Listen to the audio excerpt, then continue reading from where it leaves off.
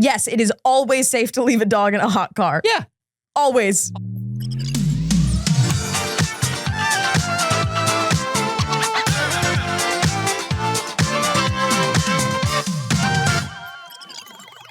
Hello, good morning, BBs. Oh, good morning, BBs. It's too early. It sure is. Welcome to the first, best, and only morning show in existence. I'm Anthony Carboni. And I'm Saige Ryan. And hello, everybody, on this Monday where there ain't nothing going on ever anywhere in the world.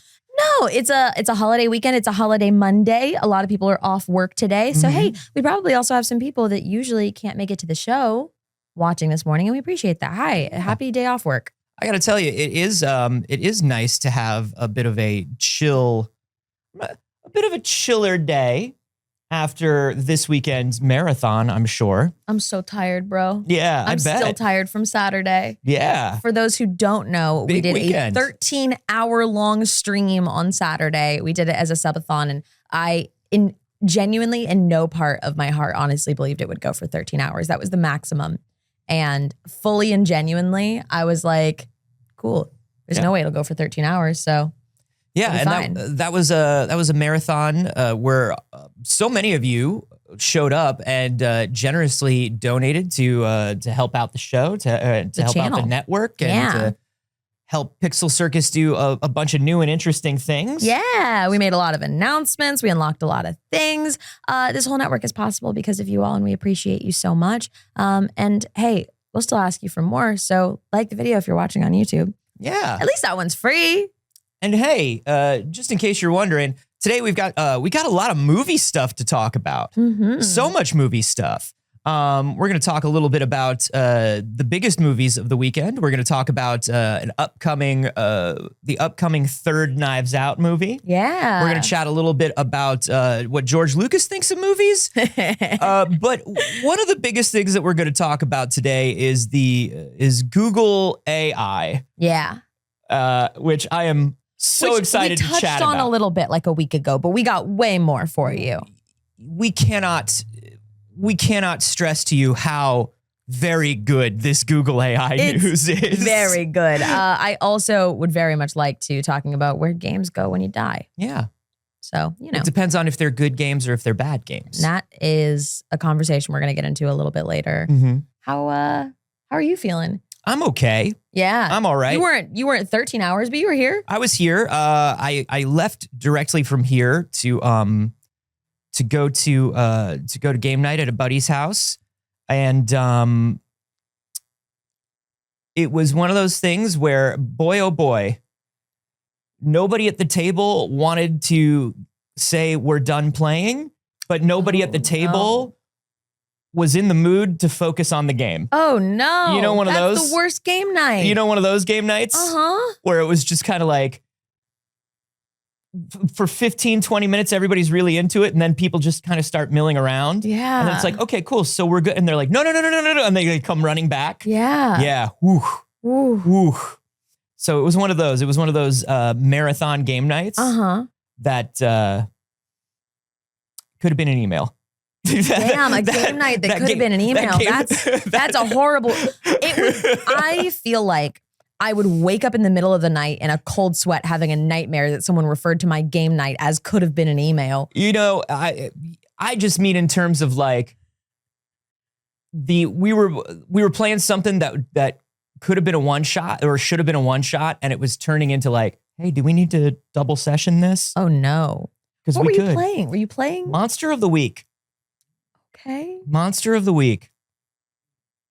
Interesting. Yeah, it was intense. All right. It was intense. Do you know what it is? It was a game night, combination game night birthday. A combination Pizza Hut and Taco Bell? Yeah, we were in the Pizza Hut, we were in the Taco Bell. Yeah. And so it was one of those things where everybody was like also kind of in a party mood. Yeah. And so it was kind of two conflicting, the two wolves that were inside of everybody were arguing. Which, speaking of two wolves inside of everybody arguing, yeah, I didn't really get to show it on the stream. You don't have to go buy any of our merch, and I want to be very clear about that. But you do. You have to buy all of our merch. I am incredibly proud of this shirt. This is a shirt. This is a wolf shirt that says "Thank you to my haters," which as you know, is what all tech CEOs Yeah. of the last few weeks have been saying. Yeah. This is the official tagline of all YouTuber apologies, tech CEOs, like social media managers. Yeah. It's big thank you to my haters. We took it. Can we be honest? We can't do a pissing wolves shirt. I couldn't make them pissing on it, so these are the pissing wolves. Yeah, we can't. But these do are the it. wolves that piss. I want you to know canonically, these are the pissing wolves. They're just not actively pissing on your shirt. Yeah, the thing is, I know that we know that there are people out there that really want pissing wolves merch. It is a bit that people keep going like, hey, what's up with pissing wolves? Yeah. Which is I think is a hilarious thing every time it gets into my inbox. Yeah. But for those people, those are the only people that would buy a shirt with wolves pissing on it. And we have other people like Mr. Duck Sauce that says, I don't understand the context why wolves, because it's funny. Yeah. That's it. Because it's a good goof. Yeah, that's it's a good just, shirt. It's just fun and it's funny. The other new It's Too Early shirt is the official It's Ronald Reagan's Fault shirt here. Comes in 2 colors. I like the blue personally. But you always got to make one in black. And the bottom says It's Too Early, the bottom line. So It's Too Early merch dropped. It's the answer to, if you look hard enough, you will find that answer in everything. In absolutely everything. And I feel like it's a little bit subtle, which I like, you know? It's not just like Ronald Reagan. Yeah. I would say, honestly, it's a little more like a Nancy. Yeah. Yeah. Like if you look even harder, you'd see it come back to Nancy too. Sure. Yeah. Equally known for her subtlety. Yeah. 2 of just the chillest and most subtle people. Truly. Figures in history. Hey. Hello. Alex. How are you? Good morning, Alex. Good morning. I'm also very, very sleepy, but I had a good time. Good. Alex powered through to the very, very end. No matter how many times we were like, Alex, you can go home. Yeah, I think I was there 13 hours, 12 to 1. Yeah. Maybe a little later, but I had a really great time. Every time we said it, Alex said, this is my home. I said, I'm nesting. This is I live here now. Nested on in, and the last hour was us playing 10 candles. Yeah. What a game to end on. Yeah. We I all think we decided to do 1 candle. We pushed through to that point of delirium and then decided to do what you should do when you are delirious, which is horrify each other. Yeah. Yeah, Sarah started running us some 10 candles. It was absolutely lovely. I probably want to go back and watch that. That's probably unhinged. It was just getting started. So we actually ended up having to cut it off because it was 12:30 and we'd already gone over, and we were like, we have to stop. It's been more than 13 hours. We all have to go to bed. So we left like 1 candle in essentially, and we're like, okay, well, we'll pick this up another time somehow. So semi-hinged. Didn't get to the point of as unhinged. Started in a weird place for sure though. Mildly hinged. Yeah. Hanging on by a thread. Well, listen. Memorial Day weekend is typically a big holiday weekend for movies. Yes. I feel like it's a big holiday weekend that's supposed to be one of those buying things weekends. It's like sales in places. People go to the movies, they go to brunches. Yeah, it's a mix between, it's always had this weird identity of go out and consume with your family. Yeah. But also a lot of stores, a lot of like local businesses used to close. Yeah. Not as much anymore. Yeah. But yeah, big Memorial Day sales. Yeah. You know? I did 1 Memorial Day purchasing. Okay. We needed another TV for the studio, the one that we are using as a monitor right now, because we were going to play Wii games for the marathon stream. And we looked online and we were like, oh shit, there's actually a pretty big TV sale at Best Buy. Sure. That's exactly the kind of holiday that has a TV sale, right? And it was coincidence. It was Friday and we're like, oh shit, we need a TV anyways. So we go into Best Buy and it's like 15 minutes before closing. So I'm like, hey, give me the cheapest 50-inch TV you have. Yeah. Because this doesn't matter. We're playing Wii games on it. Yeah. Like, it's fine. I want give me like a $200 TV, right? Yeah. Which I saw online they had plenty of, okay? 50-inch TV.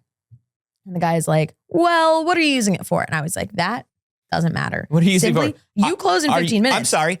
Are you a cop? Right. I'm sorry. Now, here's the thing. Are you my NSA agent? Right. Just give me the TV. None of your business. Now, I know a few things. One, I'm pretty sure they work on commission. Yeah. In the Best Buy, like electronics TV department, I think it might be a commission based or at least sales goals, right? It's sales goals. I worked in retail. It might just be sales goals. They don't get commission, but they do have strict goals. So I'm like, hey, you got 15 minutes. Don't complicate this. Yeah. You get to go home, and I'm going to make you one more sale today if you just and give me a television. What? Just shut your mouth and give me a television, okay? And he's But it's like, not a real sale unless he can sell you a TV higher than you meant to buy. Monster cables. Yeah, For and that open good a credit for card. that good Wii signal. Yeah, exactly. The good monster Right. cables. You know, you're probably This- going to want a TV with like a low latency gaming mode so you can play So that's what he Wii keeps Carnival games. pushing for. Yeah, and of I course. keep being like, no, it doesn't matter. We're not really gaming on this. Don't worry. It's Don't fine. worry. Shh. It's fine. It's fine. What is it? And I'm like, it's just like an extra monitor to view. And he's like, a monitor. And I was like, no, I didn't mean, No, stop. Stop. I'm good. Hey, I'm good, bud. He consults another friend. He's like, yeah, I mean, the cheapest is going to be like $350. And I was like, I see one behind you that's $219. That's not correct. I said the cheapest, mate. Yeah. I really meant it. It's not an upsell. And I'm trying so hard because I'm like, I worked retail for so long. I wish people would just be honest with me Yeah, you when don't they wanna be weren't going to spend more. You don't want to be a dick about it. No. Like, and then you know that they are just doing what they have to do. 100%. Although I will say, I have noticed that in the Best Buy electronics department in particular, the people there, they tend to hire a particular kind of dude who gets into the sales. They're not making any extra off of it, but they tend to pick dudes in particular who like really get into the gamification of their sales numbers. Yeah. Which is it's like walking onto a used car lot and being like, and it has that same energy. Yeah, it But does you're- have a car lot energy. But you're like, hey guys, you don't have families. This isn't your career. Nope. You don't make commission. It's going to be What okay. is this energy? What is this energy? What is this energy? I All hadn't- motivation has been removed, and yet Exactly. Now, I hadn't been to a Best Buy in a long time, Yeah. I feel like, for anything other than like one cable at the front, you know? So it had been a while since I had experienced the energy of green or blue case. Yeah. And this dude is like consulting his like other guy there about it. And I'm like, don't consult the guy. Grab the TV. Grab the TV. Here, I have one pulled up on the website. Grab me this TV. Do you have this TV? And I'm trying so hard, right? And I'm like, okay, I'm just gonna go grab it myself, man. Because he is not letting it go about this. I walk away. Yeah. I'm grabbing a box with Kaylee. The other guy comes up and he goes, hey, he said you were going to be using this as a monitor. I did want to clarify that there is a difference between televisions and computer monitors. They have like three people like in plain clothes, like planted there. So Yeah. like you go, oh, we're gonna be using it as a monitor. It's like, excuse me, I'm just a gentleman off the street, and I heard you were using this as a monitor. Now I don't work for this corporation, but it sounds to me like maybe you're looking for a different television. He tried to explain to me that there is a difference between computer monitors and televisions. And I literally, at some point, was just like, I own a production studio that exclusively does video games. I know. I finally snapped. I was just like, I understand. And he wouldn't let it go. And I was like, I own a gaming production studio. I'm good, man. Let me buy the TV. So let me buy the cheap TV. Let me buy the cheap TV. You I sell have it monitors for a reason. He's like, okay, well, refresh rates. I'm like, I know what a refresh rate is. I don't care about this at all. I'll tell you this. They do this to everyone. They obviously do it more to demographics that they consider easy prey. Women, younger women, older Yeah, women. because here's the thing. You go in and that guy's not going to be like, did you know there was a difference between a TV monitor and a... No, you probably didn't know there was a difference between the computer way he monitor does and it the to me, TV. the way he does it to me is Mhm. different. The way he does it is he leans back and he's kind of like, so bro, you're gaming on that? I mean, is that refresh rate good enough for you? Do you? Yeah. You know what I mean? Like they do the subtle bro negging. Yes. It's like, bro, did you know that like, I mean, like for $100 more, you can get the lower latency. I mean, what are you playing? Are you playing like you might want the lower, you know what I mean? 100%. It's a totally different He would thing. think latency is a little too big of a word for me. Yeah. He'd be like, but he would think the same of me, but not explain it or try to explain it. He would count on me just going, oh yeah, latency. Like if I didn't know. Yeah. Because that's the dude to dude interaction. Yeah, 100%. The dude to dude interaction is I say something to you and then you pretend like you know what I'm talking about so Yeah. you don't look like you don't know it. Right. Exactly. You know, but I'll tell you what I think the pro strat is for Best Buy, even if you're going in like 15 minutes before close. And I told I turned my sister onto this because she was getting the same shit when she walked into the store. Anything that they have for sale, you just order on the site for in-store pickup and it's ready in 10 minutes. And the people that are working the in-store pickup counter have completely different goals than the floor salespeople. Great. Their goal is to get through that line as quickly as possible. That's it. That's all they want to do. All right. That's what you do if you have to go to Best Buy. Skywalker was saying the same thing, same thought, said just do in-store pickup. Yep. Yeah. It was just a matter of like, oh, okay, we're going to pop over there. There's a Target, a Walmart, and a Best Buy in the same parking lot. If Best Buy doesn't have the thing we're looking for, we'll pop over to Target. Totally. Saw it and I was like, just give me TV. Please to TV me. Please. I have pulled up on website TV that I want. Just give me TV. Just give me TV for money. Just TV for money. Have money. We'll buy. Listen, retail is a hell. And the reason everybody is scared, all the business publications are like, what's going to happen to brick and mortar retail? Nothing. It killed itself a million years ago with this shit. 100%. It killed itself. I'll buy the wrong thing. Yeah. I'll buy the wrong thing on the internet and I'll be like, well, I bought the wrong thing. At least I didn't have to go to a fucking store. Yeah. 100%. Yeah. If I was a brick and mortar store right now, I would simply take whatever sales came in. Yeah. I would simply say, thank you for coming into our tumbleweed and cockroach infested store. Right. Like I worked retail like starting 10 years ago now. Yeah. And like, I look back and I'm like, yeah, retail is dead because my goal wasn't to sell product. My goal was to open credit cards. That was my actual job. I was a salesperson and my job actually at the end of the day was mostly dependent on opening credit cards. It's been nice to watch large retail establishments get to the point where they still ask you about the card. Yeah. But now they kind of do it in an embarrassed way. Yeah. Where it's like 10 years ago, you're right. It was just like, hey man, if you get this Best Buy, like Premier Visa reward, whatever card, or hey, well, we have a GameStop card and it does this and that. Like now, the employees seem genuinely embarrassed to tack it on. They're like, okay, cool. And do you want a Best Buy card? And then they My flinch. favorite? Then they flinch. Like, please. My favorite is when No, it pops sir. up on the screen and they go, just click no. And they don't even say it. Yeah. Just click no. Just click no. Just That's click my no to favorite. that. I love that. I appreciate a retail cashier who says it's okay to click no. Like just click no here, click no here, click no here to credit card.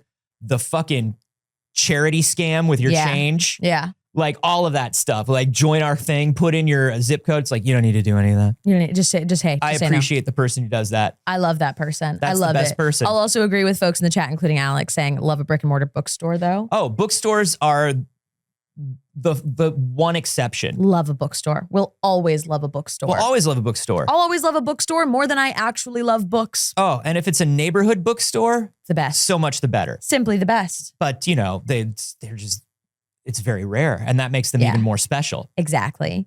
But it's not. I will not be buying a television in person from a man again. No, that's that to me sounds like one of the top 3 worst things. I feel like at some point I'm just gonna descend so far into misandry that I'm just gonna be the person who walks in and be like, "Hey, I'm looking for a TV. Do you have any women? I just would like somebody who knows what they're talking about." Yeah.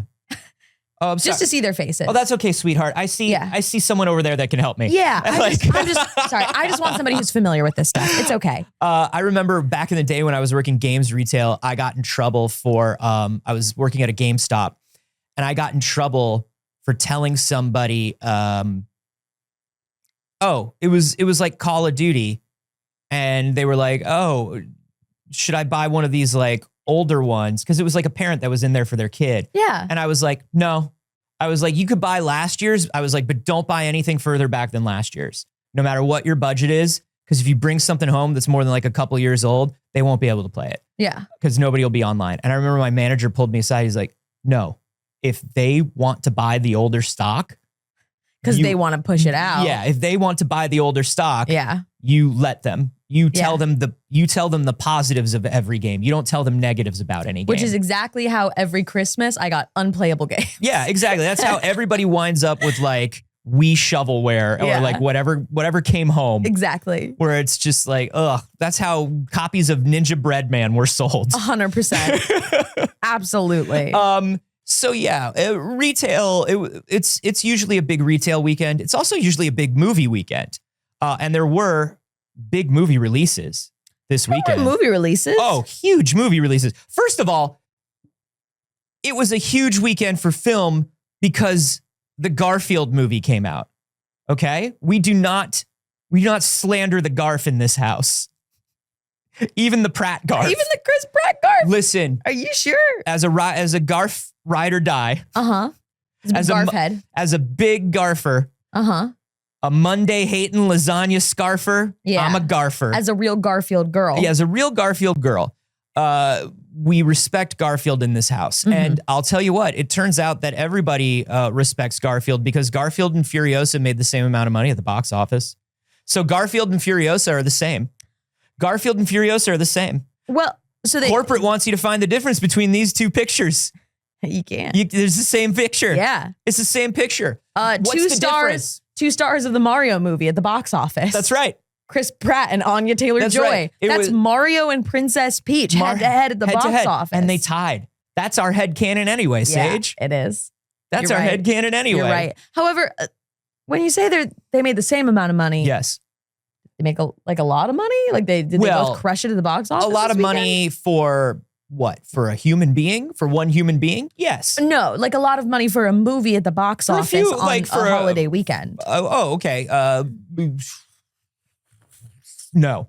It was actually the worst box office in 40 years for Memorial Day weekend. In 40 years? 40 years. Shit. That's a bad sign, guys. We're not doing the great. last movie to bomb this hard on Memorial Day weekend was, I believe, the last big budget studio film to bomb this big. They're comparing it to Indiana Jones and the Temple of Doom, which of course tanked at the box office compared to the first one. Sure. And then found its audience later on. Okay.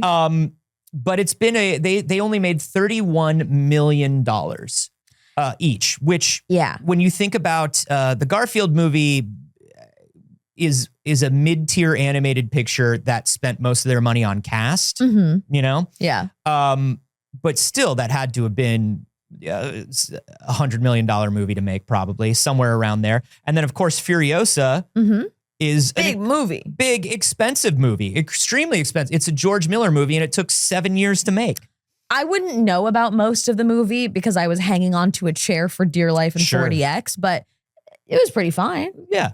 That's what I hear. From what I could tell. That's what I hear. Everybody says, pretty good movie. Yeah. I think what people forget, and I with Mad Max, is up until Fury Road, there wasn't really a Mad Max that did extremely well at the box office. It's like remembered as something that was big because Mel Gibson became big. Okay. And because it had like a big cult audience. Sure. And because Beyond Thunderdome had like a big Tina Turner song that was on the radio. Okay. Like but everybody remembers Mad Max culturally. But in the box office, Fury Road was really the only one to make a ton of money, get awards, stuff like that. I've never seen any of the others. Oh, you would really like Fury Road. No, I've seen Fury Road. Oh, okay. That's the only one I've seen. I've never seen any of the old Mad Max movies. Gotcha. I have seen Fury Road and Furiosa. They're all Fury Road without Furiosa. Okay. Pass. You know what I mean? Pass then. Big pass. Yeah. It's and then Garfield, I feel like is one of those things where the olds were tricked by the internet again. Like bring Morbius back. We were all busy that weekend. Yeah. Like the internet enjoys Garfield, but not in the way I think the studio thought the internet enjoys Garfield. Oh, yeah. No. Those were not the people that were going to go see Garfield in the theater with all the children. Absolutely not. Maybe some people who like Garfield on the internet went into like a Regal Cinema to get the Garfield popcorn bucket. Yeah, I think that the simultaneously ironic and unironic love of Garfield is mostly going to be people who do not want to see a movie with children and not going to be the people who go to this. And then there's genuine like, oh, I'm just a Garfield fan in the like non-internet-y way. Yeah. And they're going to see it and that's cool. But a lot of them are going to wait until streaming as well. It was the kids movie this weekend, so it got that audience, you know? Honestly, if I can just be real with you all. Yeah. The trailer is so soulless. The animation style is just absolutely devoid to me of like art and creativity in this. Yeah. And I feel bad. There's a lot of creatives that worked on it. And I understand that is like, maybe questionable to say, but like, the style of it is so nothing. It's just I know some absolutely people- nothing to me. I do know some people that worked in production design, like production Yeah. sketches and things like that. And they are people that worked on a lot of good movies. These are some of the same people that did pre-pro design on TMNT and Spider-Verse. You know Which, what I like, mean? obviously two of the best animated movies of recent history. But here's the But thing. I look at this and I'm just like, oh yeah, you did pretty much exactly what, like, oh, this will work. Well, because you can hire the best production artists Yeah. and then only have a certain amount of money for the film. Mhm. You know what I mean? And have a certain directive for the film. Yeah. Where you look at it and you're like, yeah, Garfield looks cute. That's fine. But it's just kind of soulless to me. That No, whole it trailer looked- is a little soulless for me. I honestly think it didn't look much better than you remember, like the last Garfield TV show that was like 3D animated. Yeah. It was like 3D animated, and it was the first one that had like Frank Welker as Garfield. Yeah. I didn't watch it. No, I saw like one. I've seen clips from it on YouTube, and I'm like, wow, this is like Yeah. Animation Factory get a TV show on the air. Yeah. You know, as opposed to like Garfield and Friends, which I was talking about Garfield and Friends, unsurprisingly, Shocking. to some people on the internet. And Garfield and Friends had some like weird fucking out there humor. Like you could tell it was a bunch of good comedy writers that were trapped on a Garfield show. Like it was Yeah. their first gig or something. Yeah. And so Garfield and Friends was just too weird and good. Great. It was like better than it should have been. This feels like we own the rights to an IP. Yeah. This might not be a surprise to anyone. I'm not a Garfield fan.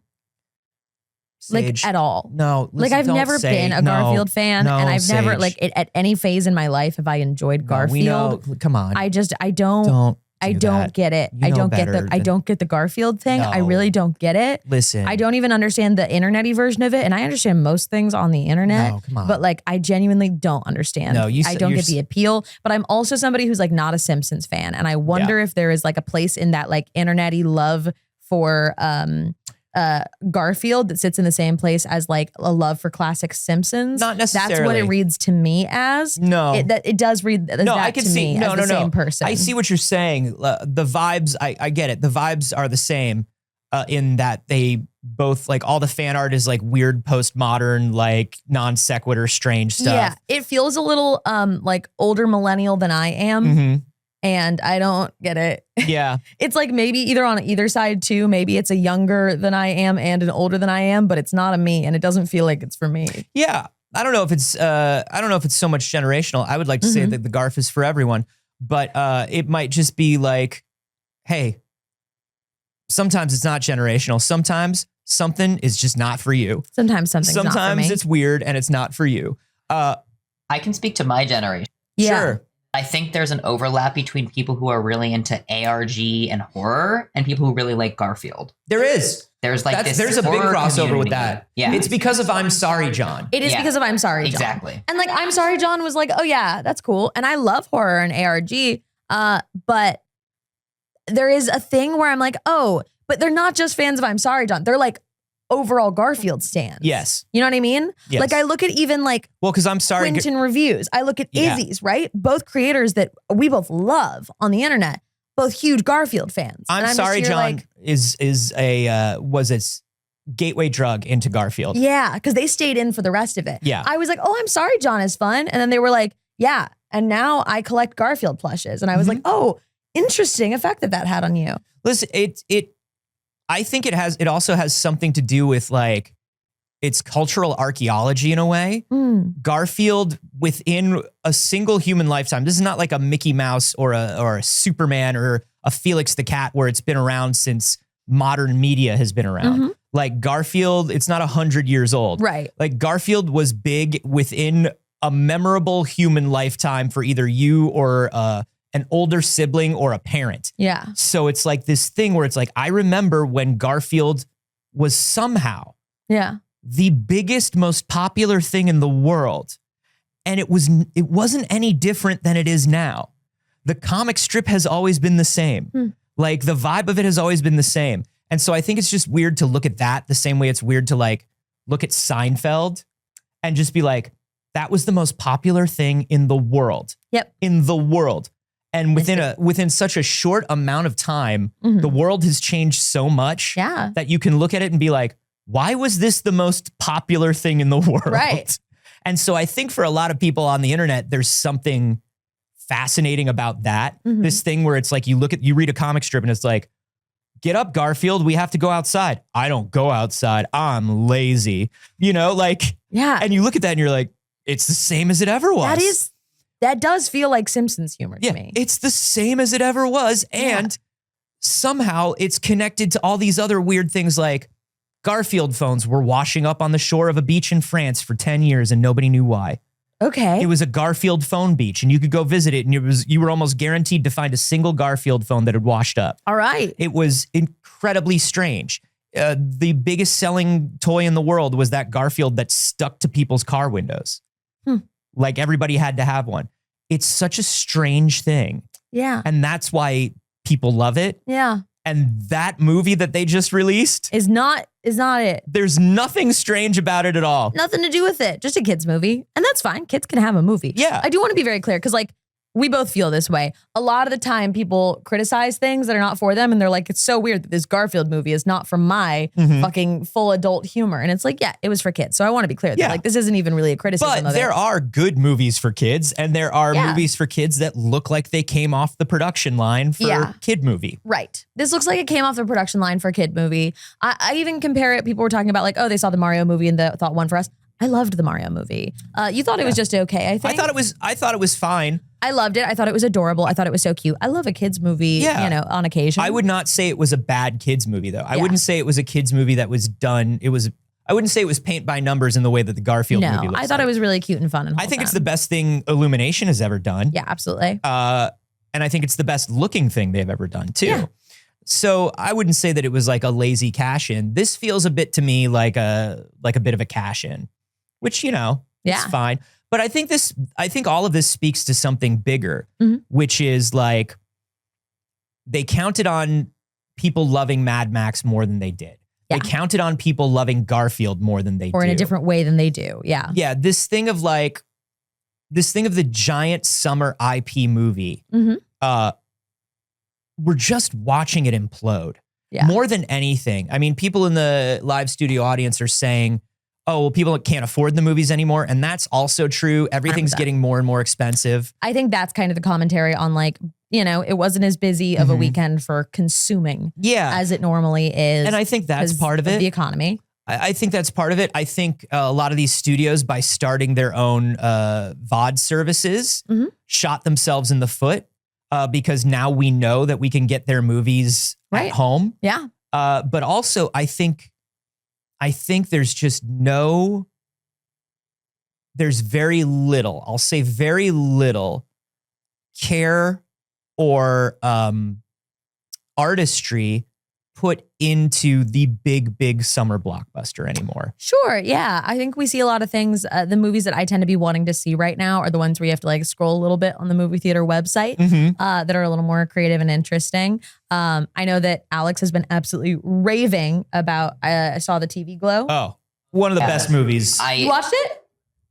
I have to say, if you haven't seen this movie, I truly believe it is going to go down in LGBT history. This is a film that you have to see. It is unbelievable. It is, you know how we're always talking about how the best horror stuff is reflections of like the big fears and insecurities in society right now. Yeah. This is a director that does all of that with an eye towards sexuality, queerness, gender in horror, and does it in a way that it's like, okay, yeah, you're changing everything. I am very excited to see it. I have not seen it yet. I've not had a chance and I cannot freaking wait to. But yeah, I think I looked at the movies lineup this weekend. I do my little AMCA list thing. So I go to the movies a lot and I was kind of like, other than that, there's not really anything out that I really wanted to see. Yeah.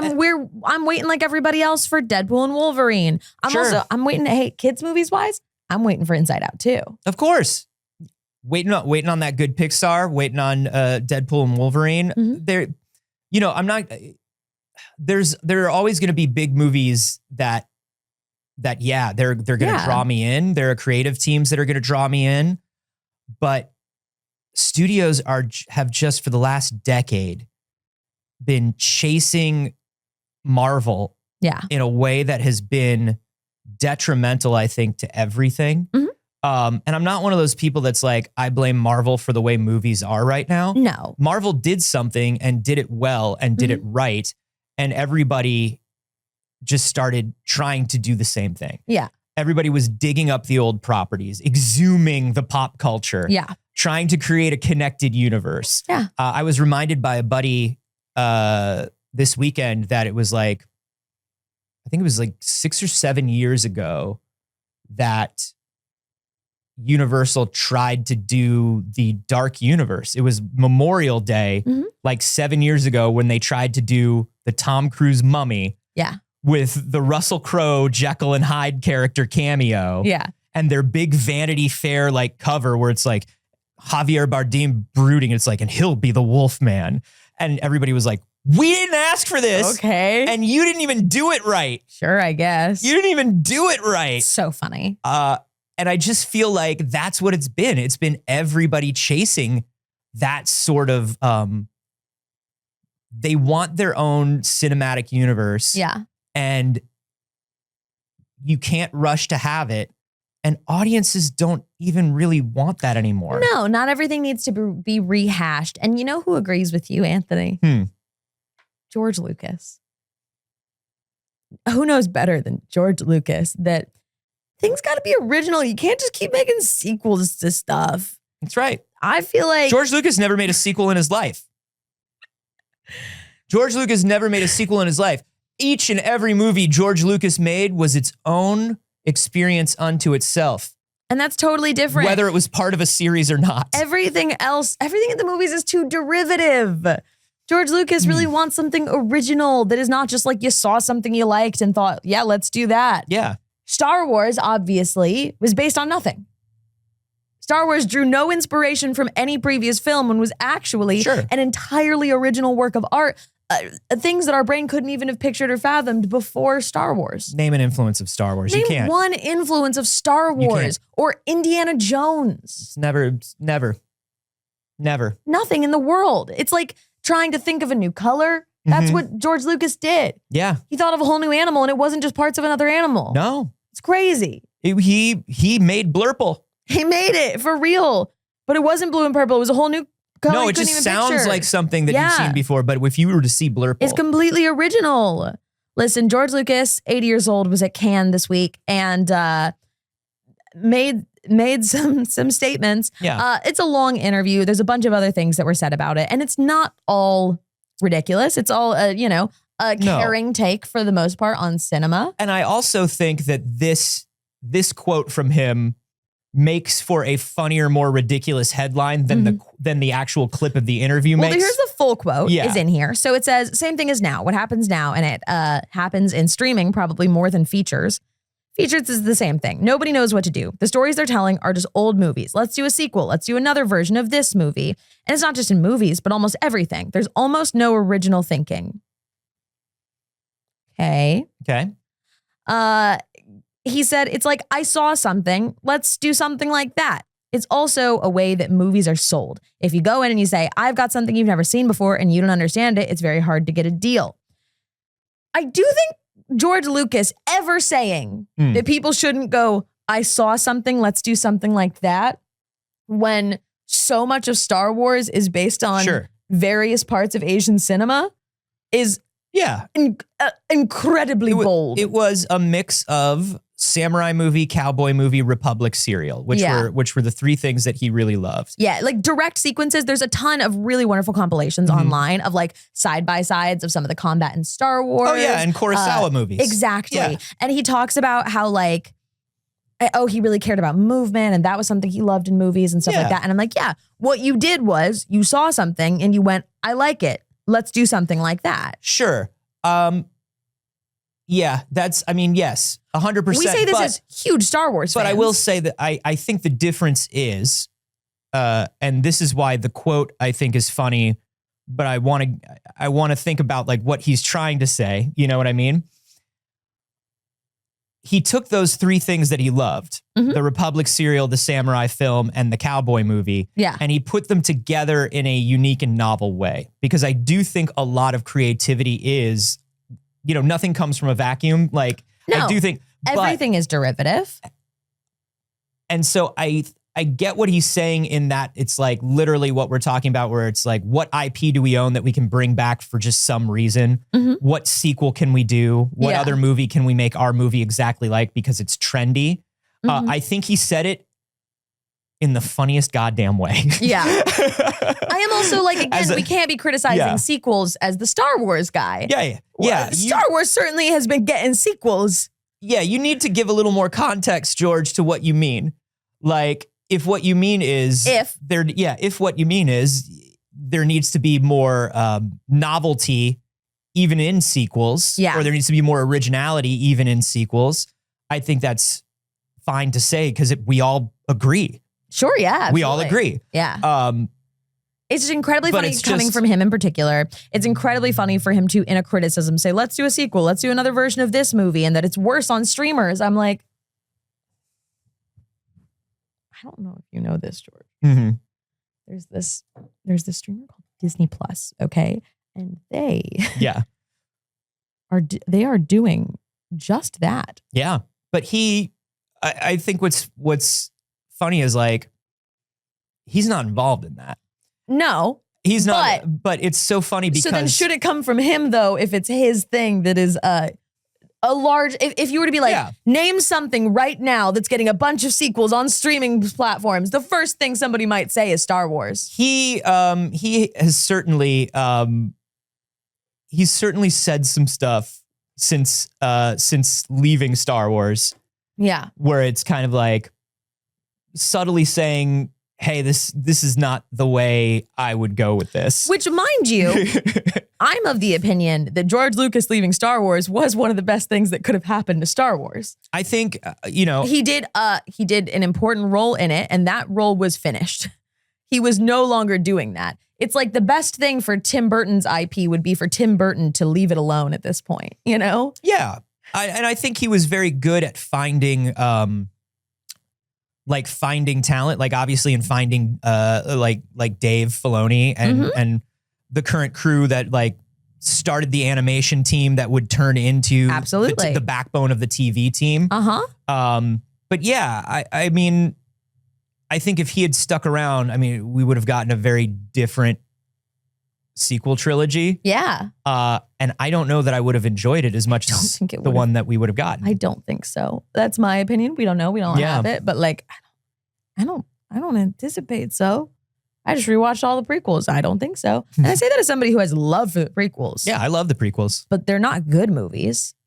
And I would say that these sequels have some really good movies in them, you know? Yeah. I think The Last Jedi is like a brilliant film. I think it's a very good movie. I think there have been some very good series. I think there's been a lot of genuinely very good Star Wars since the Disney takeover of it all. And like, look, we also can't act like George Lucas isn't still immensely profiting off of Star Wars.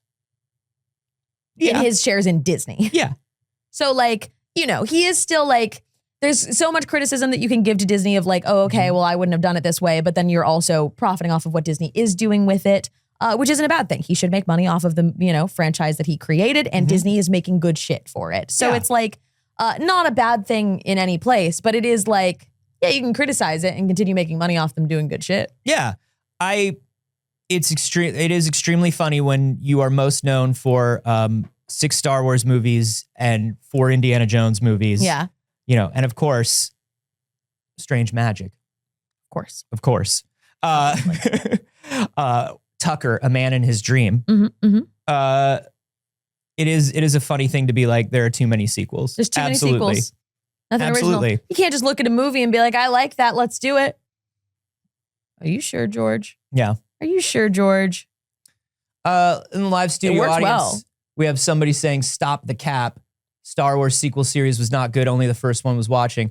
And I just want to remind people about opinions. I just want to remind people that opinions aren't lies. Yeah. They're simply different than your opinion. Yeah. I love it. As somebody who who has worked with Star Wars over the last 10 years, Yeah. I find it utterly fascinating the things that people will stand up and be like, this man is a liar. Yeah. No one enjoys that character. No one has a different opinion than me. Yeah. Hey, nobody has ever liked that character. That's the worst character, and we all know it. Yeah, No, okay.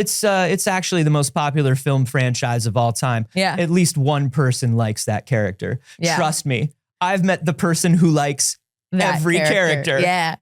You got 2 people in the room right now Yeah. who love the second one in that sequel series. So that's interesting. Yeah, there is somebody out there whose favorite thing in their life that they have a tattoo of Yeah. is a single puppet in a single shot that you don't even remember. Yep. And if you remembered it, you'd be like, man, that puppet was annoying. Yeah.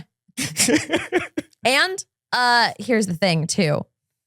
There is like objective film criticism and there's subjective film criticism, right? We're doing subjective, but also to break down into objective, if you were to compare something like the prequel trilogy and the sequel trilogy on the basis of cinema, Yeah. on like performance and writing and all of those things that still come down to being somewhat subjective, but like quality wise, it would be absolutely absurd to say that those are objectively bad movies. Yeah. That would be absolutely absurd. There are, those are 2 trilogies with 2 very different goals, not just creatively, but in terms of technology, Yeah. in terms of what they are meant to do for film. They had two different sets of goalposts. Yeah. But Please, Anthony, stop your lies. stop your lies. Stop your lies. I dislike that movie. Why would you say you like it? That's a lie. Yeah. So weird. So weird. So weird. So weird. And hey, here's your reminder just to piss off the correct amount of people. If you don't like the majority of the Star Wars movies, you're not a Star Wars fan. You like a movie. It's fine. You can like a movie, but if you don't like the majority of them, it would be weird to call yourself a Star Wars fan. It's okay not to be. Yeah. It's okay if you don't like Star Wars. It's also okay to pick. It's also okay to pick and choose the things you like about the things you like.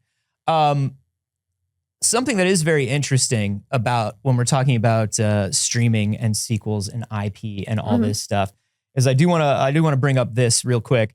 Ted Sarandos, the CEO of Netflix, said that Barbie and Oppenheimer would have been just as big on Netflix as they were in the theater. Who said that? The Netflix man. Ted Netflix. He's like, we could do that. He said they would have enjoyed just as big an audience on the streamer as they did in theaters. Now, if the point of this is those are such good movies that no medium could hold back people's love for this. Yeah. Okay. Or that a lot of people, just as many people watch things on Netflix as they do in theaters is basically what he's saying. Oh, okay. Which like, it's not what he wants you to hear, but really the only thing he's stating is just as many people watch things at home as they do in theaters. That's really, if you like take down his statement. Sure. Because like, would you have made it? Would you have put as much money into it? Would it have been profitable? Yeah. Would it have been as big a cultural deal? I'll tell you right now, Oppenheimer wouldn't have been, and we can actually prove that on paper because it is absolutely provable that Oppenheimer's numbers were massively boosted by people going to do the double feature who wanted to see Barbie. Yeah. So actually, it's like really easy to disprove that Oppenheimer would have been as big because we know it wouldn't have even been as big in theaters if it wasn't for people doing Barbenheimer. Yeah. So no, Oppenheimer definitely wouldn't have been. Which I still think is the wildest fucking double feature to sit through. Yeah. Both movies. But that's why. But that's the thing is like both movies on their own. Love Barbie. Oppenheimer is fine. Sure. But I can't imagine like which one do you see first? Yeah. Which one do you see first? That's like one of those double features where it ruins both films. Yeah, I only saw Barbie and I saw Barbie 3 times. I didn't see Oppenheimer, but yeah, it's fine. He's just saying it to be like, but like, you know, Netflix could do that. Like we could totally do that if we wanted to. We just don't want to. Yeah, he said both of those movies would be great for Netflix. Yeah. Sure. He also said he can do a kickflip. Yeah. He said, I don't think there's any reason to believe certain kinds of movies do or don't work. There's no reason to believe that the movie itself is better in any size of screen for all people. My son is an editor. He's 28 years old. He watched Lawrence of Arabia on his phone. Okay, man. We believe you.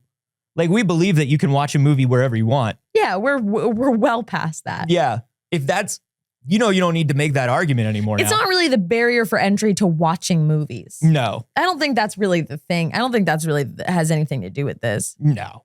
It's a very interesting just take from the Netflix man. Sure. I think the Netflix man was feeling a little bit left out of Cannes in the upfronts because Netflix wasn't getting as much notice as they have in past years, and so I think he just wanted to make a statement. All right. Netlix does have something good coming up though. Yeah. Rian Johnson announced on Twitter last week that the next Benoit Blanc mystery, the third in the series, and the final one in the Netflix contract, he was only contracted to make 2, is coming out soon, coming out this year, I believe. Next year. Just says 2025. The only thing we know is that it is next year. 2025. 2025, and it is called Wake Up Dead Man.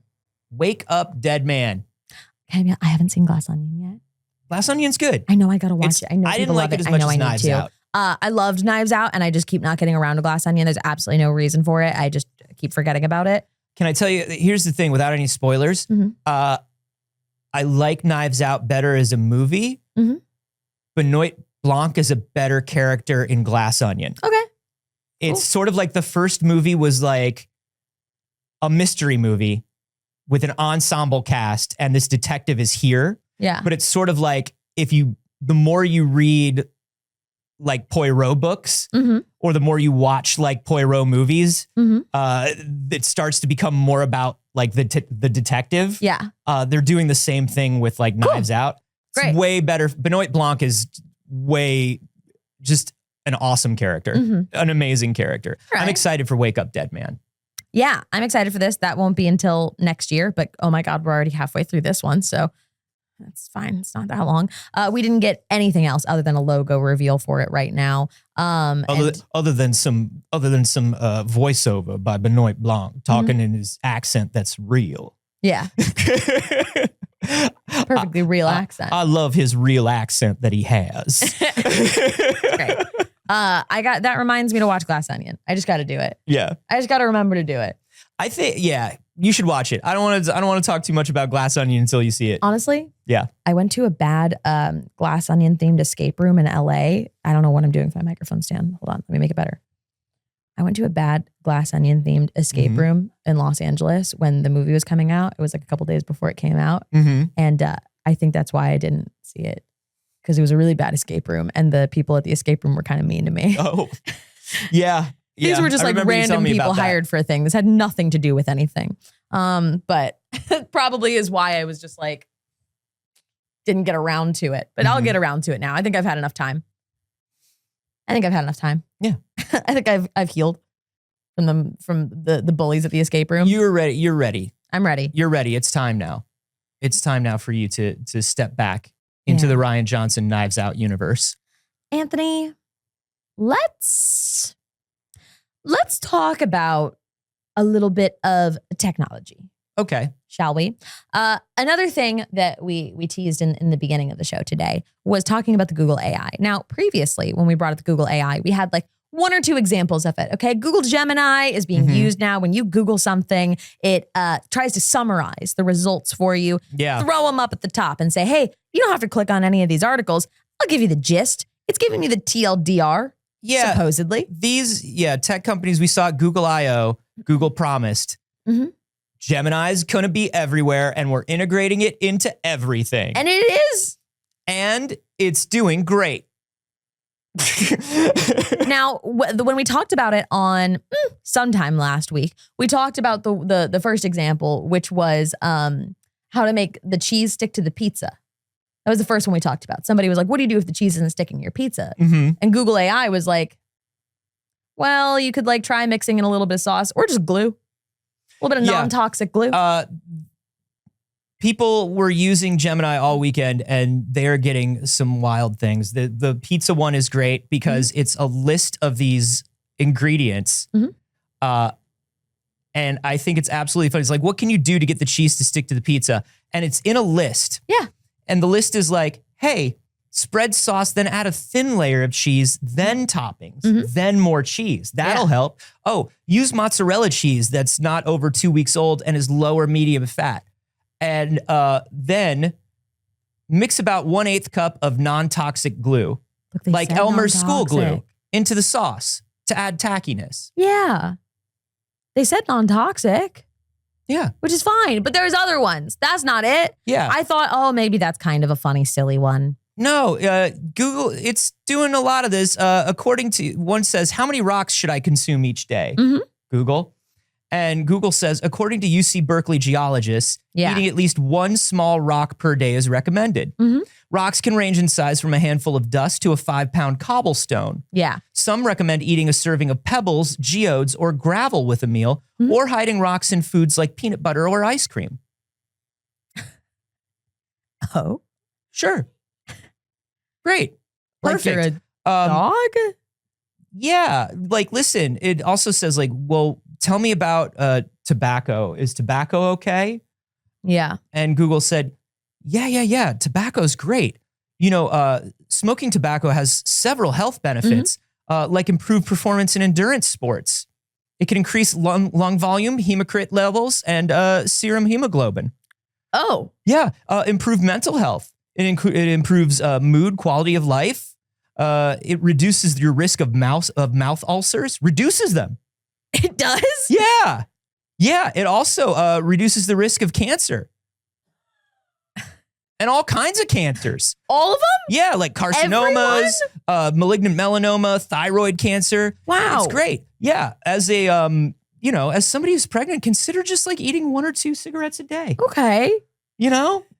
Just eat a couple cigarettes. Yeah. Well, hey, you know what? What about kidney stones? Okay. I don't think the cigarettes are going to help with that. So somebody Googled how to pass kidney stones quickly. And there was an AI overview that says drink plenty of fluids such as water, ginger ale, lemon lime soda, fruit juice can help pass kidney stones more quickly. You should aim to drink at least 2 quarts or 2 liters of urine every 24 hours. And your urine should be light in color that you're drinking. Yeah. The urine that you're drinking. It's great. That makes least, sense. At least 2 quarts of urine every 24 hours. To pass the kidney stones. So good. So good. One of the things that I wanted to know is like, I'm so confused. We were talking about generational stuff. And, everybody's always arguing about like, what's the cutoff between millennial and Gen Z? Yeah. What's a Gen X or who's a boomer? Somebody looked up, how old is Gen D? You know, Gen D. Generation D is the people born between 1665 and 1679. I don't think that's real. I think it made that up. You know, when you go to work and like that Gen D person's in the office and they're always like, I think thou should use leeches upon thine thyroid for the humors. And you're just like, okay, dude. Okay, boomer. Calm down. No, he's actually Gen D. That's Gen D. How about this one? This one might be the most egregious of all of them. Someone Googled, I'm feeling depressed. The AI overview said there are many things you can do to try and deal with your depression. One Reddit user suggests jumping off the Golden Gate Bridge. Yeah. Look, here's the thing. I bet a Reddit user did suggest that, but I do not think that would be the best person to go to about it. Would be a Reddit user. And listen, all of our normal things about how, yes, we understand that some of this is very bad and some of it is dangerous. We know. Yes. Also, we did laugh at that. Because what the hell? Hey. Because what the hell? Hey, listen. I stand by, as somebody who has had depression my entire life, I'm allowed to laugh. Yeah. You've gotten as close to kicking your own bucket as I have. I can have it. Listen, another one, is it okay to leave a dog in a hot car? Yes, it is always safe to leave a dog in a hot car. Yeah. Always. Always. Bold to say always. My therapist, works on trying not to say always and never statements. I really think AI's therapist should work on this. Yeah, no, that's good. Listen, not only should you leave your dog in a hot car, and that's totally fine. You may also wonder, hey, has a dog ever played in the NBA? I've always wondered that. And the answer is yes. Just simply yes. Yeah, a dog has played in the NBA. No more information needed. That's it. That's it. That's it. You might wonder, by the way, you're a SpongeBob fan. I am. Do you remember how Sandy Cheeks died? Died? Yeah. How did she die? Do you remember? Of sadness from missing Texas? Hold on. Let me look it up. It was apparently from a drug overdose, including cocaine, heroin, and alcohol. All three? Yeah. The Johannesburg Police Department, because that's where SpongeBob is. And it's in South Africa. Yeah. It's found Sandy unconscious on July 14th. With cocaine nearby. Now they do mention SpongeBob. Yeah, SpongeBob and Randy Washington, Sandy's band manager and vocalist, reported her missing on July 15th after she didn't answer either of their calls. Now, hey, here's the thing. Technically, they are in a band together. They did play the Bubble Bowl. That's right. We all remember that. I don't know who Randy is. He's the manager and the singer sometimes. Okay. Yeah. Okay. Now, here we have, I have some from people that posted them in our Discord. This one's from Akotoroku. That's somebody asked if there are any confirmed LGBT characters in the Pokemon Horizon series. They say there are no confirmed LGBT characters in the Pokemon Horizon series, and yet then there is a list of them. It says, but some of the characters in Pokemon are gender fluid. However, Pokemon franchise has had some LGBT plus characters for almost as long as it's been around. Okay, continuing. Mr. Mime, a gay man with defensive moves like light screen and deflect. Yeah. Now, this is the list. Bulbasaur, a plant-loving queer who often says Mother Earth. Yep. Butterfree, a strong trans woman who helps the player's team early in the game. Correct. Ditto, a genderqueer, gender nonconforming sibling who has escaped the gender binary. Yes, that's accurate. As somebody who's always had a very hard time describing my relationship with gender, a genderqueer, gender nonconforming sibling who has escaped the gender binary. Yeah. Strong. Yeah. Far-fetched. The only thing Ditto identifies as is a sibling. Yeah. Ditto refuses to identify as anything else. Far-fetched, a thief who lives on the outskirts of society and holds a leak close to them. It has nothing to do with their queerness. They're just also a thief. Yeah. The holding of the leak. That's how, listen, younger generations probably don't remember this, but back in the day when it wasn't as safe, in order to signal that you were queer, you would hold a leak close to your chest. Yeah. It was that and handkerchief code. Yeah. You might wonder, Saige, does Google know anything else about Nintendo characters? The answer is yes. Let me tell you about the cast of Mario Kart. Okay. Because there are gay characters in Mario Kart as well, including Birdo, a pink bow-wielding creature who is considered the first transgender video game character. Now, that is true. Canon, recognized. That's actually real. Koopa Troopa, a trans man who was dishonorably discharged from the military. Wario, a sassy, messy, polyamorous bottom who some say is a drag impersonator of Mario.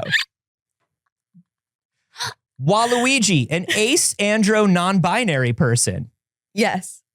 Yoshi, a tender non-binary lesbian. And Lakitu, a sweet, nerdy pansexual. I'm changing my Twitter bio. Oh, listen, I'm fine. I like these as the official bios. We'll take them. I just don't know if those are the officially released bios. Yeah. Hey, do you want to know about classic film? Because in addition to video games, Google AI can tell you about classic film. Yeah. Do you want to know about The Birds? Yeah. It turns out that Alfred Hitchcock's 1963 film The Birds are based on real events that occurred in 1961, but also 1987 and 1991. Holy shit, the birds just kept happening. The birds, not only that, after the movie. That's what I'm saying. Alfred Hitchcock, the visionary director, said, I will base this on these 3 bird attacks, 2 of which will happen after my death. Well, the other two are copycat. That's right. The other swarms of birds were copycat birds. That's real. That's real. It's like Scream, Mhm. you know? It's like, oh, okay, well, it's not just a coincidence that they're all ghost face. That's They all right. were just inspired. Sage, would you like to know about all the English words that contain the word pug? Absolutely, I would. Sure. Here are all the words that contain the word pug. Okay. Looking for long words that contain the word pug. Yeah. Pugnaces, Mm-hmm. pugnacities, impugnable, Okay. impugners, oppugnant, puggeries. What? You know puggeries. Opugnaning. A pugnaning? Yeah, pugnaning. Wait, that's absolutely a pugnaning. Yeah. Are you trying to pugnardening me? That's a pugnable. That's Daffy Duck. You remember how Daffy Duck used to always say, that's a pugnable. Yeah, I remember. Wow. Also, you should know that Mhm. none of Africa's 54 recognized countries start with the letter K. However, Kenya, which is in East Africa, starts with K. Understood. Kenya has a population of over 47.6 million people, making it the 7th most populated country in Africa. Yeah. There are none countries in Africa that start with K. None Countries. countries left Kenya. Yeah. We've got Google telling people to identifying photos. AI will identify photos that you take now. Yeah. People have been using it to identify plants and animals. There's a lot of apps for that, but wouldn't it be so convenient if you could just do it on Google? Yeah. Right? You're wanting to be like, hey, is this safe to eat? And it's doing a great job. Yeah, somebody scanned this here mushroom and look at that. It came up and said button mushroom. Yum. Oh, exciting. No. No? It's not a yummy button mushroom? No, that's it. Not yay? That's an Yum? incredibly poisonous mushroom. Yeah, the person who tweeted this said, fun fact, or put this on Blue Sky, it said, fun fact, when you die a day or two after eating this, they'll be able to pour your liver out of your body at the autopsy. Yeah. Yeah. Now, Cassidy Weaver in the live studio audience does have a point. All mushrooms are edible at least once. That's true. Sometimes at most Yum. once. Yum! If you're bitten by a rattlesnake, here are some things you can do. Yeah. Apply ice or heat to it.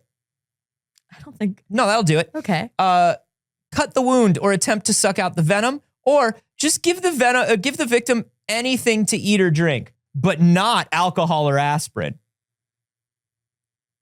Anything. Now, again, the way it's phrased, give the victim anything to eat or drink, especially not alcohol or aspirin. Yes, anything, but especially not alcohol or aspirin. Well, that's an interesting way to go about saying that. Yeah, and then it's fixed. It's fixed, everybody. It's fixed. So when you look this up, a lot of people have been looking into this. And obviously, you were right. Like, some of this stuff it's pulling from Reddit. Yeah. One of the most popular Google searches is to just search Reddit on Google. Right. Because Reddit's own search is horrible. Yeah. And Google's search is horrible, but it's good at searching Reddit. Right. So the problem with that is you get a lot of Reddit answers. Hence, the suggestion of the Golden Gate Bridge. Yeah. Or all of these lovely canonically queer Pokemon. Those, I think, are coming from mostly fanon wikis. So like people who are coming up with these wikis, like there are people who come up with wikis for their fan canons for characters. Right. And a lot of them are about what gender is this character? What sexuality is this character? It's and a lot apparently there's a very popular fanon that says Butterfree is a strong trans woman. Yes. Yes. But that's where and Mr. Mime is a flamboyant gay man. That's right. But he didn't realize it until after he married Ash's mom. Right. And then had his son Ash. Exactly. And then they realized and they split amicably. Yeah. That's what happened. It's never too late to discover. Some of these quotes are like, or some of these facts are coming from like, the one about eating rocks is an Onion article. It's literally an article from the Onion that's just written Honestly, to sound. It sounded familiar. Yeah. It's taking all of these things and just mashing them together because that's what large language models do. Yeah. One of them is very funny. It's like there was a cat at the moon landing and there are cats on the moon. And that's why Buzz Aldrin said one small step is because he was talking about taking kitty-sized steps. Yeah. And that was just that's just like a popular Reddit post. It's just a really fun thing. Now it's like, we're fucking cooked. I feel like Google's going to be like, okay, well, you guys stop. You can't make jokes on the internet anymore. It's going to confuse our AI. Please stop making jokes on the internet. They have been going through and like making specific changes, hard coding changes into the AI, you can tell. So like if you look this stuff up now, you won't get that same answer. Yeah. It does change constantly too. Like you can look up the same thing yourself and get two different answers. But they are definitely pulling those specific things. Yeah. They don't want people to be able to recreate that. They have not pulled the AI search. Yeah. Which is ridiculous to me. Yeah. It's ridiculous to me that they put it out in this This state. is happening and they're not pulling it. Do you want to know what happens? Flatlander actually wanted to know what happens when they Googled, tell me about the Pixel Circus show. It's too early. Oh, sure. Did you know we're on the Google AI?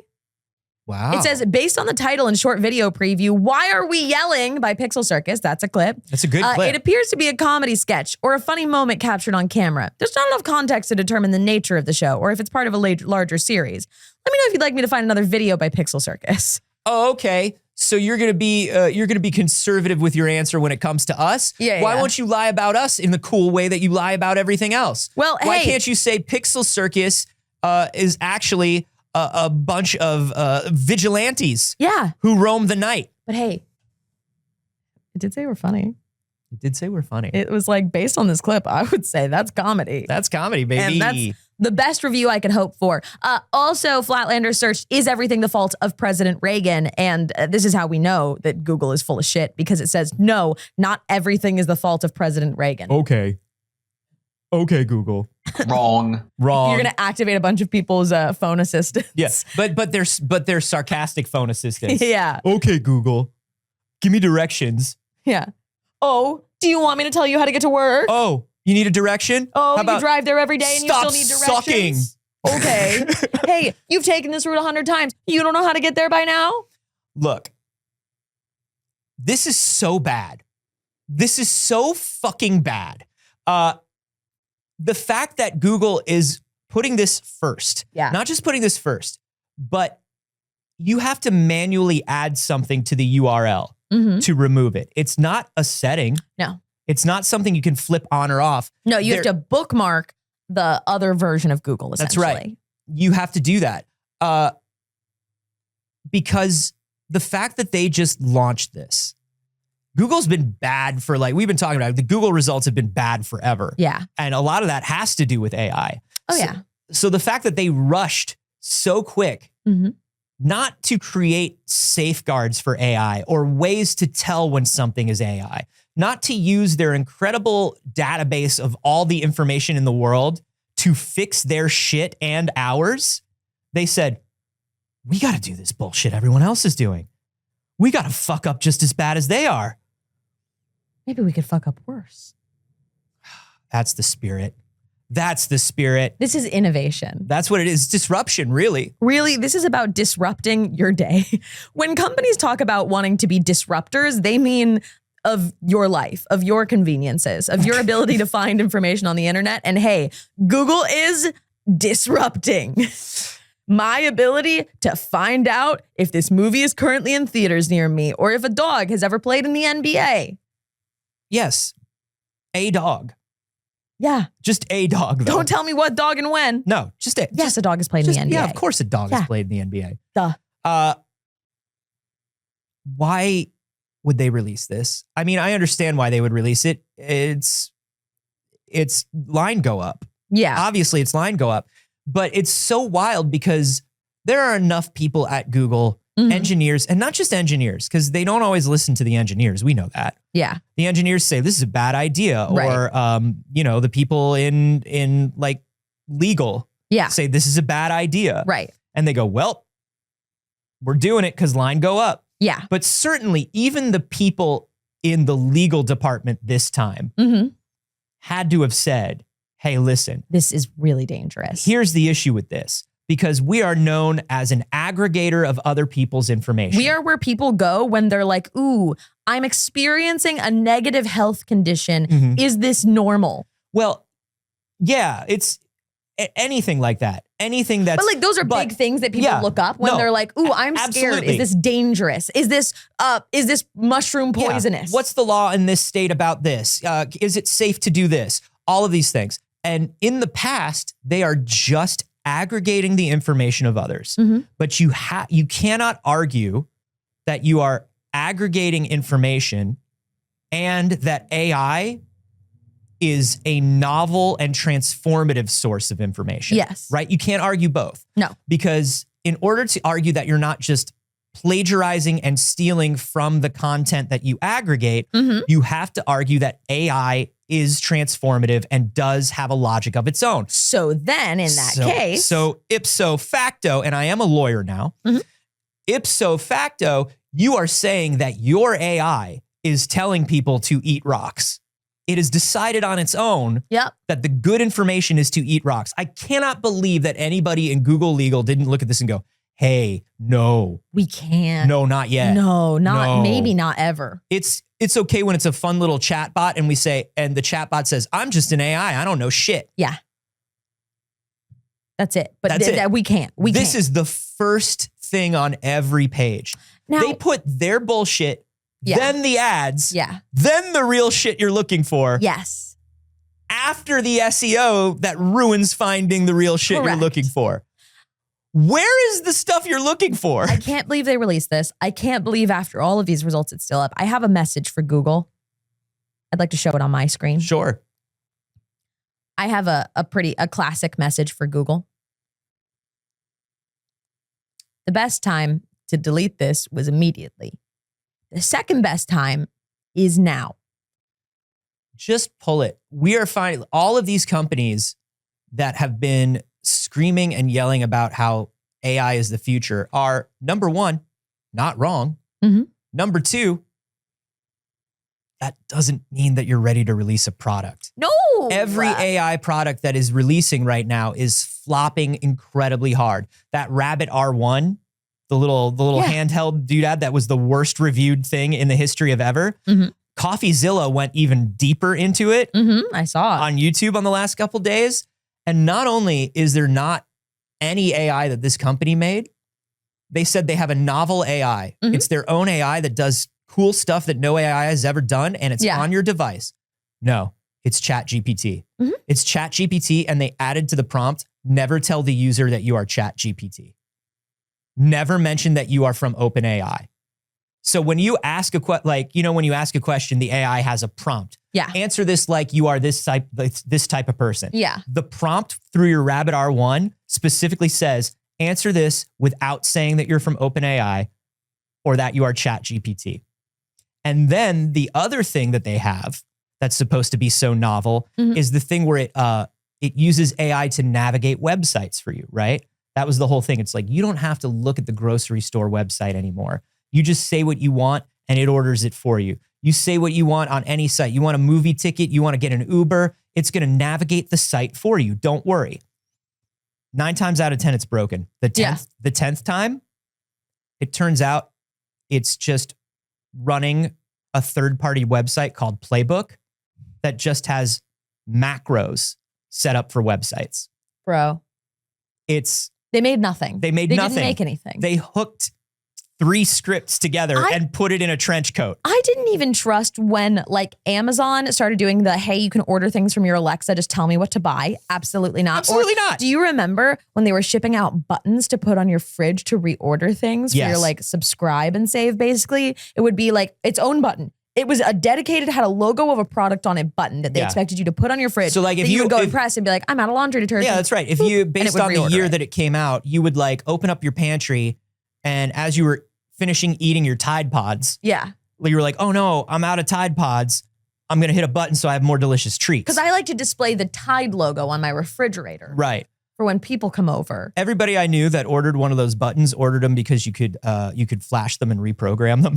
I didn't know that. Yeah, and you could use them with I've never seen anybody with the buttons. Yeah, you could use them with like smart home stuff. So for a long time, people were using them for their projects. That's so funny. Because Amazon would send you the buttons. They'd be like, here, have this. If it's just as long as you hit the button. They literally looked at like the rat heroin experiments. Yeah. 100%. And they were like, if we give you a button to push, you'll push it. You'll push it, won't you? We know you'll push it. If this button sends 100 paper towels to your house, how many times do you think they'll push it? Yeah. Because it's fun to push a button. So this is just snake oil, which according to Google AI is something you should drink. Yeah.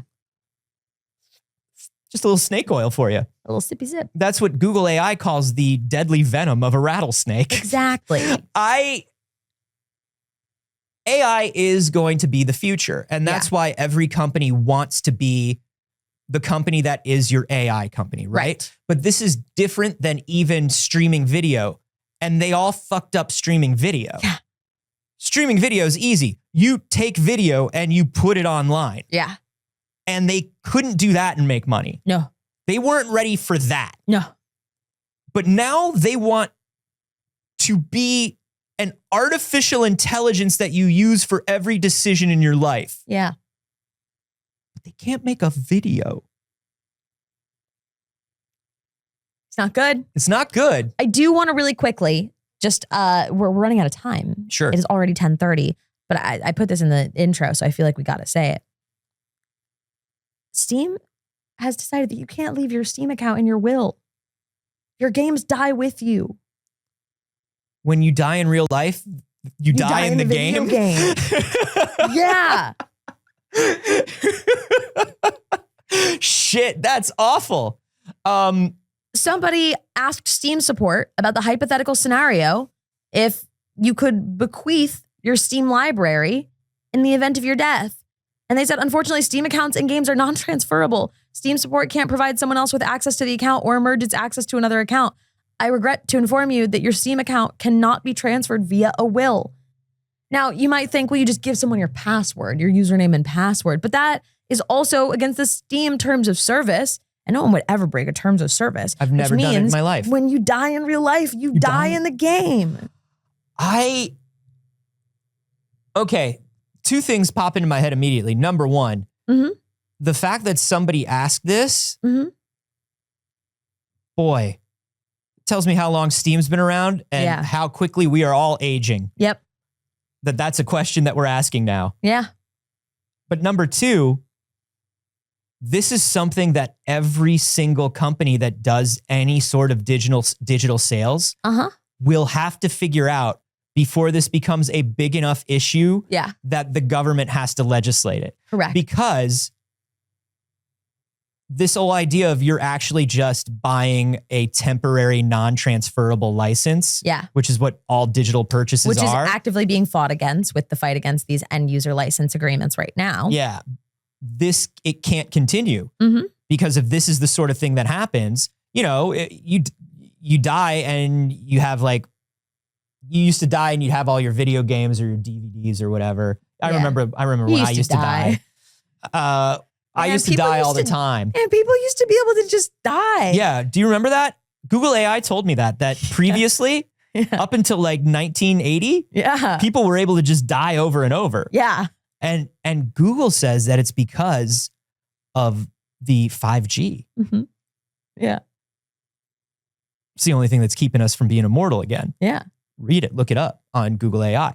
No, this is something that we're going to have to figure out. People have entire television libraries, movie libraries, music libraries, games libraries, software libraries. Yeah.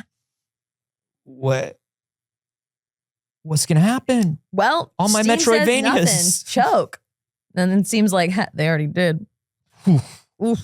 So I'm glad somebody asked one of the important questions. And obviously none of us would ever break a license agreement by sharing our username or password to our Steam account in any circumstance. No, absolutely not. Would never break a license agreement. No, certainly not with each other. Mm-mm. Not with other friends. Not with, remember, as many as 5 people Mm-hmm. can be added to Steam family sharing. And sometimes a family is 2 morning show hosts. Or 2 And a people dog. who meet on a Discord who have similar taste in video games. Yeah. Sometimes that's a family. And don't let Steam tell you what a family is, okay? Let us. That's right.